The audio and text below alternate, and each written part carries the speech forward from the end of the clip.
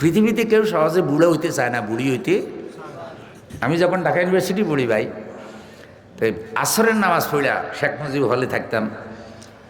ওই নিউ মার্কেটে আমার এক বন্ধু ক্রোকারিজের ব্যবসা আছে, ওই কাছের প্লেট সার কাপ এগুলি বেছে, ক্রোকারিজ বড় দোকান। তা আসর বলে গল্প করতাম, গেলে একটা চা খাওয়া হয়তো। আমি গেছি, যাওয়ার পরেও চা আনতে গেছে। এমন সময় একটা বুড়ি, মানে 60 বছর বয়স হলো, দোকানে ঢুকছে। এত বড় কপালে ফোঁটা দিছে, এত বড় ফোঁটা। বুড়ি তো 60 বছর বয়স, কিন্তু ডিজাইন হইল 18 বছরের যুবতীর মতো। তা আমার ডিনার সেট একটা বাছাই করছে, বাছাই করে আমার ডিনার সেট এটা কত, যেহেতু আমি ক্যাশে বসা, আমার দোকানদার মনে করছে। তা আমি বললাম যে খালাম্মা একটু দাঁড়ান, দোকানদার আসতেছে। ভাই যেই না মাত্র আমি খালাম্মা কইলাম, আমার দিকে এমনভাবে তাকাইছে, হ্যাঁ ভদ্রতা জানে না খালাম্মা। বাইরে যেতেছে, ওই বাইরে অসময় চাল হইয়া ঢুকতেছে। ও আবার দেখলাম যে আফা কোনটা নেবেন কি করবে, ও ওরে কেমনি ফার্ম টাম দিয়া দোকানে নিয়ে আসা ডিনার বেঁচে বলাইছে। তা আমি কইলাম কিরে দোস্ত, আমার উপরে এত রাগলি কি লেগে? কয় দেখো, নিউ মার্কেটে দোকানদারি করতে হলে কিছু এলেম লাগে, ওইসব এলেম কোনো কিতাবে ভাইবা না, এইখানে আসলে ভাইবা। কয় তুমি যে ওরে খালাম্মা কইছো, এই জন্য ওর মাথা গরম হয়ে গেছে। এ কারণে যত বুড়ি মহিলা অসুখ তাকে আফা করতে হবে, খালাম্মা নিষেধ। কারণ সেলসম্যান যারা হয় তাদের আলাদা কিছু ডিগ্রি আছে না নাই? ওগুলো পড়ালেখা করি হয় না তো, শুধু ছাপা ফুঞ্জি হলো কি বেছে বলে। আমি ভাবলাম আহারে বয়স, সুন্দর মুখ শিশুকালে, রূপের বাহার যৌবন কালে। সুন্দর মুখ শিশুকালে, রূপের বাহার যৌবন কালে। বুড়াকালে কি রূপ হইল আয়না ধরে দেখো না। ও বন্ধু, চিরকাল এই রূপ আর থাকবে না। এই যে আমার ভাইজান বসা দেখেন, এখন তো অনেক বয়স, এখনো এত সুন্দর। 24 বছর বয়সে একটা রূপের বাক্স আছিল, কিন্তু আরো 20 বছর পরে কি এরকম থাকবো? তাইলে পৃথিবীতে মানুষ বুড়ো হয় কেন, বুড়ি হয় কেন? কারণ কি? কারণ পৃথিবীতে মরণ আছে, মরণ। কুই আগে রওয়ানা হয়, কিন্তু জান্নাতে মরণ নাই। আমি কেন কথাগুলি বলছি? তরুণ তরুণ যুবক, নামাজি হও, কোরআনের মাহফিল আয়োজন করেছো, অন্যায়ের প্রতিবাদ করেছো, পুরা সমাজকে কোরআনের রঙে রঙিন করার স্বপ্ন দেখছো। আমরা চাই তরুণেরা যেন হযরত হুসাইনের মতো আদর্শবান হয়। হযরত হুসাইনের লাশ পড়েছে কারবালায়, কিন্তু এজিদের মতো লোককে নেতা মানতে রাজি হয় নাই। বাংলাদেশেও যেন কোনো নতুন এজিদ ক্ষমতায় আসতে না পারে। আবার নতুন কথা চাই, রাগই না যে আমাকে দিকে কোনো ইশারা করেনি, না কোনো ইশারা কারো দিকে নাই। আমরা বলতে চাইতেছি, কোনো খারাপ, কোনো চরিত্রহীন, কোনো ধান্দাবাজ, কোনো সন্ত্রাস যদি আবারও জায়গায় যায়, তাহলে কিসমত ভালো হইব নি? যেই লাউ কয় আগের বউ তালাক দিছি, ওইটা চাইল চাবায়। কয় পরে বিয়ে করছি, ও চাইলেও চাবায়, দানও চাবায়।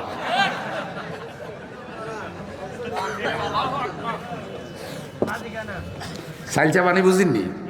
ওই যে আগে চাউল মাইফিয়া দিত, মহিলা যেগুলো চাল চাপানি অভ্যাস, এক মুষ্টি করে রানতে রানতে অর্ধেক খাই বেলায়। তো জামাই বউ শাড়ি দিছে, শাড়ি দিকে দূর চাল চাপানি না, বুয়া রাখুন না, শাড়ি দিয়ে বিয়ে করছে। দেখে যে ওইটা দানও খায়, চাইলও খায়, যা পায় তা খায়। কয় হ্যাঁ আগের, এটা কমো না ভাই,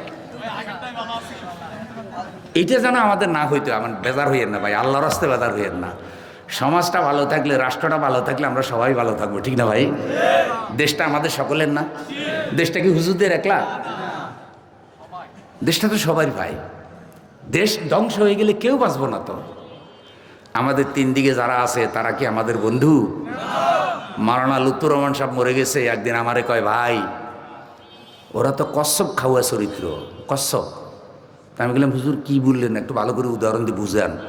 আমি আমার এই 80 বছরের কাছাকাছি বয়সে আমি ওগরে বন্ধু না শত্রু টের পাই নেই। ওদের এত ভয়ঙ্কর রূপ। কীরকম? কচ্ছপ যদি বিপদে পড়ে মাথা ভিতরে ঢুকায়, ভিতরে ঢুকাইলে কোনটা মাথা কোনটা ফাঁসা আর টের পাওয়া। কয় ফরে যদি এটার মাথা ফাঁসা আলাদা করতে হয়, তাহলে কচ্ছপের ভিড়ে দাঁড়িয়ে ভালো করে মুড়ি দিতে হয়, তখন ধাক্কা দিলে তখন মাথা বার হয়, ফাঁসা বার হয়। কয় এরা যখন আমাদের থেকে সুবিধা নেয় তখন মনে হয় যেন বন্ধু, কিন্তু যখন আমরা ওর কাছে কিছু চাই কোনটা মাথা কোনটা ভাষা বোঝা যায় না। এই জন্য ওগুলোকে ফিরিতে চলবো না, কশ্যপের ভিডিও যেরকম ওগুলোকেও চলতে হবে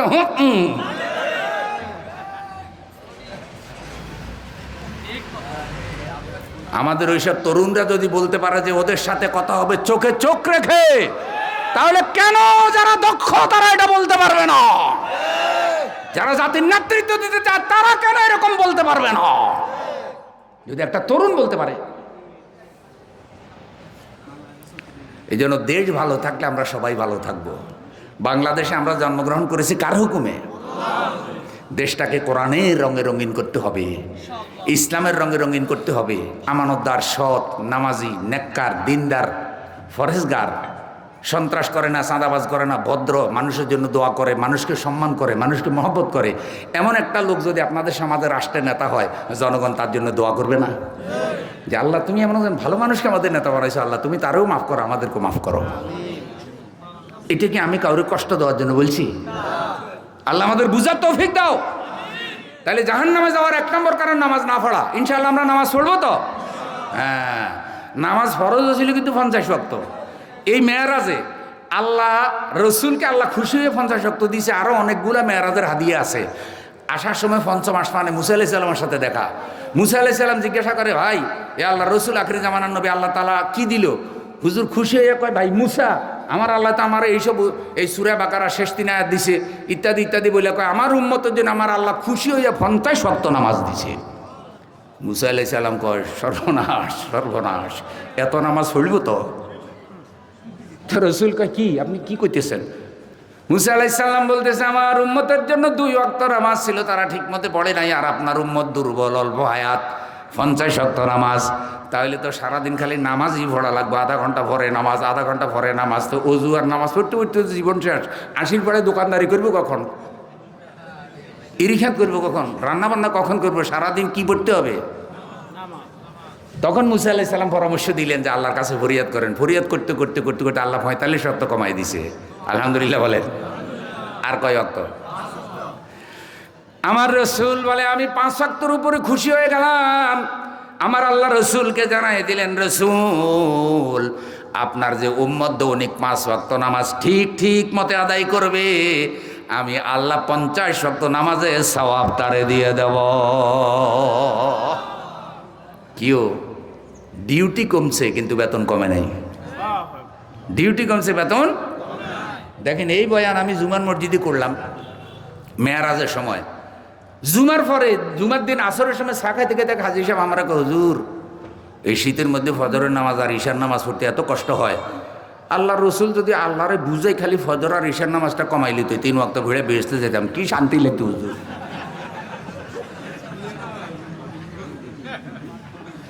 শীতকালে ফজরের নামাজে অনেক কষ্ট হয়।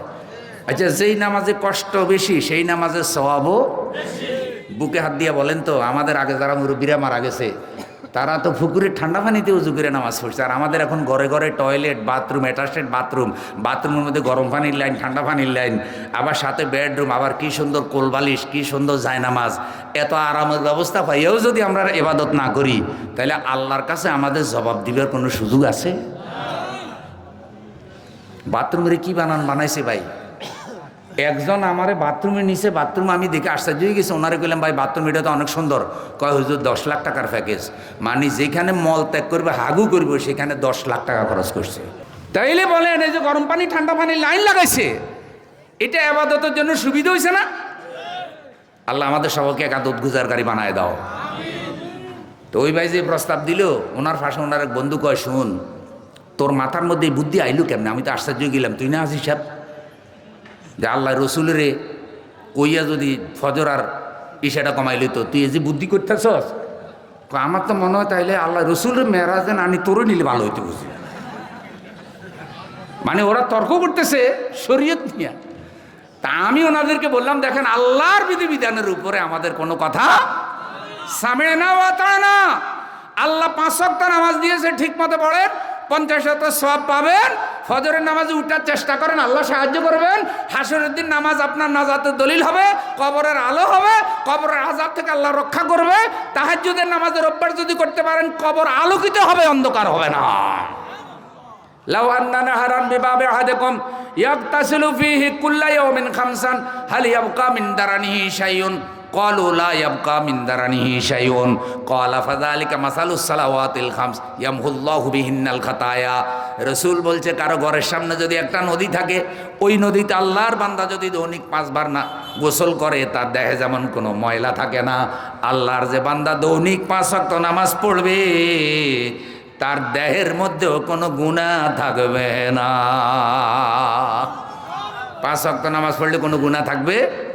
তাইলে আমি বিশেষ করে তরুণদেরকে বলি, ইনশাআল্লাহ আমরা নামাজি হব তো। ডায়েরি করে ফেলবেন যে কোন কোন বন্ধু নামাজ পড়ে না, তারা গিয়ে দাওয়াত দিবেন। প্রতি সপ্তাহে প্রয়োজনে মসজিদে একটা দারসুল কোরআন করবেন। যারা কোরআনের আলোচনা করতে পারে তাদেরকে দিয়ে নামাজের গুরুত্ব বুঝাবেন। বিশ্বাস করেন নিজের চরিত্র, নিজের আমল কোরআনের আলোকে সাজানো ছাড়া নাজাতের কোনো পথ।